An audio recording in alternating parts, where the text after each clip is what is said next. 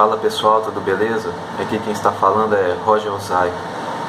Hoje, dia 11 de maio, um dia muito especial aí para o nosso país. Vamos finalmente aí começar a limpar o Brasil do PT, né? Hoje os senadores estão votando aí o afastamento da presidenta Dilma Rousseff.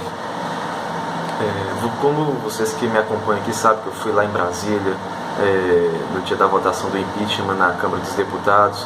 Sou favorável a qualquer meio que tire essa mulher lá do poder, esse partido sujo, né? Seja por impeachment, por intervenção militar. Esse povo tem que sumir do Brasil. Porém, hoje é uma vitória minúscula, uma pequena vitória, onde que, se formos analisar a fundo, não temos muito o que comemorar, né? Pois se trata de uma república falida no nosso país, um regime que não funcionou no nosso país, que é atrapalhada atrás de atrapalhada, corrupção atrás de corrupção.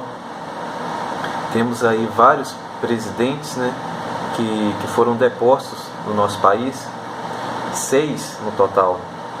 A ANTA vai ser a 7ª a ser deposta. Dos últimos 25 presidentes que nós tivemos, se não me engano, apenas 5 que foram eleitos cumpriram o mandato até o fim. A república não funciona no nosso país. E eu vou mostrar aqui para vocês o que seria a verdadeira solução para o nosso país. Nossa guerra, como eu já disse aqui várias vezes, é cultural. E nessa vida aqui é batalha atrás de batalha. Não acaba as nossas lutas aqui. Tirar a Dilma e o PT lá de Brasília é apenas uma pequena vitória. E se vocês foram ver mesmo dentro daquilo que eu vou falar aqui, vocês talvez vão pensar, realmente não tem nem muito o que comemorar.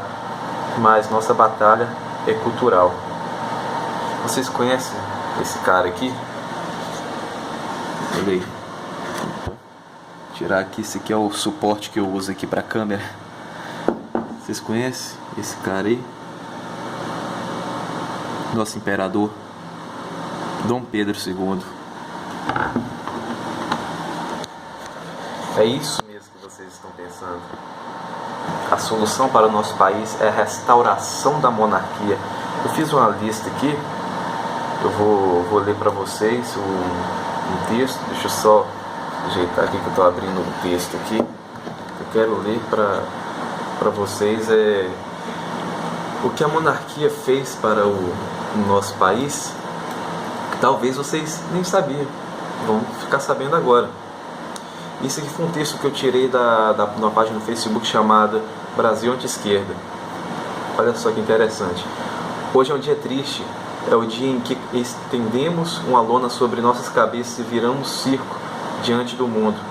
Deixo uma foto para lembrar de tempos melhores. Tinha lá uma foto do nosso imperador Dom Pedro II. Para vocês que não sabiam como era o Brasil no período do Império, do reinado de Dom Pedro II, olha só que interessante. 49 anos de estabilidade, apenas uma Constituição, tida como das mais avançadas do mundo. Inclusive a França utilizou a Constituição brasileira da época para se espelhar, né, para poderem se inspirarem na criação da Constituição deles.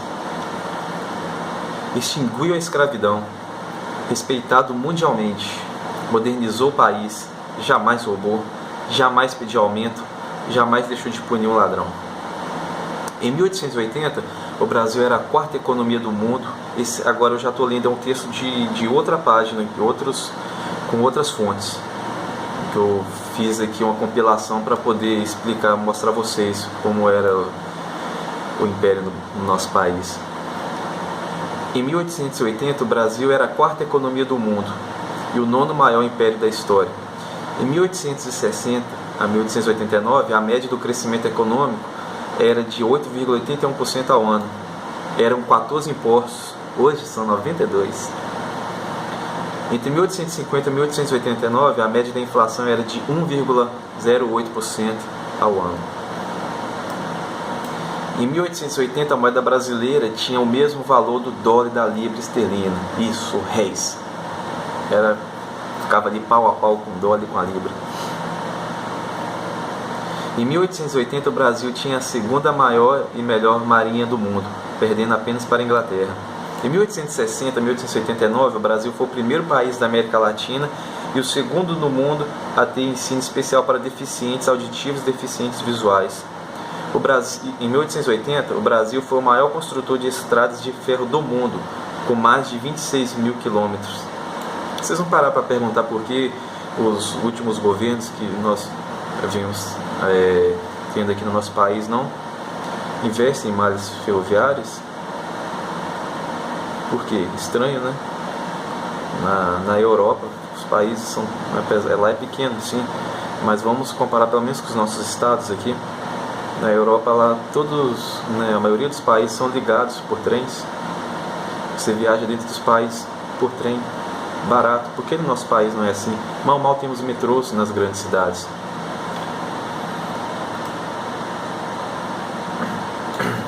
Isso aqui é sobre o velório de Dom Pedro II na França, no exílio, quando a família real foi, através de um golpe dado por pequenos grupos de republicanos, era o golpe na família real na calada da noite, e mandaram a família real para o exílio. O povo dormiu na monarquia, acordou na república sem saber o que estava acontecendo.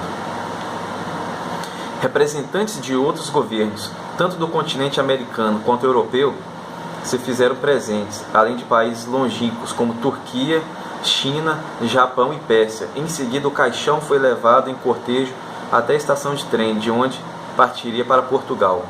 Apesar da chuva incessante e da temperatura extremamente baixa, cerca de 500 mil pessoas assistiram ao evento, ao som da multidão gritando: "Viva o Imperador! Viva o Magnânimo! E viva Pedro, cidadão!" Tem outro texto aqui interessante também para vocês. Quem falou isso aqui, quem citou isso foi Machado de Assis, escritor, fundador da Academia Brasileira de Letras e negro.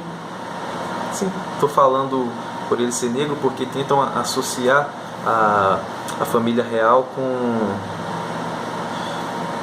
o regime que fomentou, a escravidão, sendo que eles acabaram com a escravidão.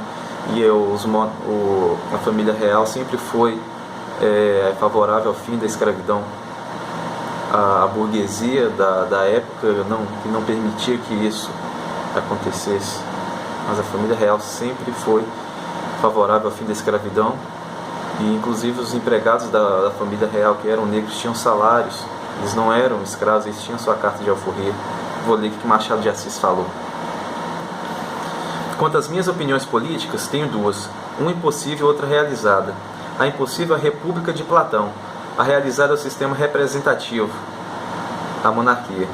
É sobretudo como brasileiro que me agrada esta última opinião, e eu peço aos deuses, também queridos deuses, que afastem do Brasil o sistema republicano, porque esse dia seria o do nascimento da mais insolente aristocracia que o sol jamais alumiou, disse Machado de Assis, que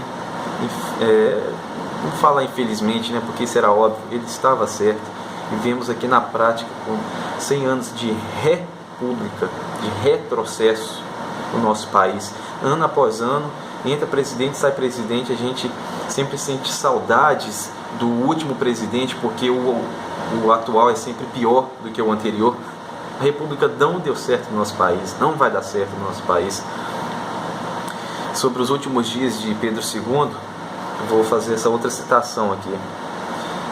Deus que me conceda esses últimos desejos, paz e prosperidade para o Brasil, disse Dom Pedro II em seu leito de morte.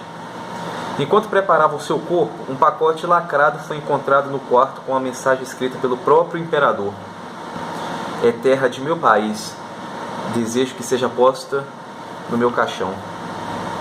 Se eu morrer fora da minha pátria." Que saudade daquilo que eu não vivi, que nós não vivemos, onde tínhamos no comando do nosso país uma família patriota, uma família que honrava o nosso país. O Brasil foi o segundo país a ter o telefone, depois dos Estados Unidos. Vocês sabiam disso? Na época do Império. O que a República tem feito com o nosso país, com luz, com grandes corporações, com grandes empresas, afundando o nosso povo na lama, mandato após mandato. O compromisso dos republicanos, dos presidentes, não é com o povo brasileiro. O compromisso deles são com eleições. Por isso, a República não deu certo e não vai dar certo no nosso país. Procure sobre a nossa família real, página no Facebook chamada Pro Monarquia, Monarquia. O Brasil tem uma família real e podemos restaurar a monarquia. Grande abraço para vocês e viva Dom Pedro II. Que Deus abençoe a todos.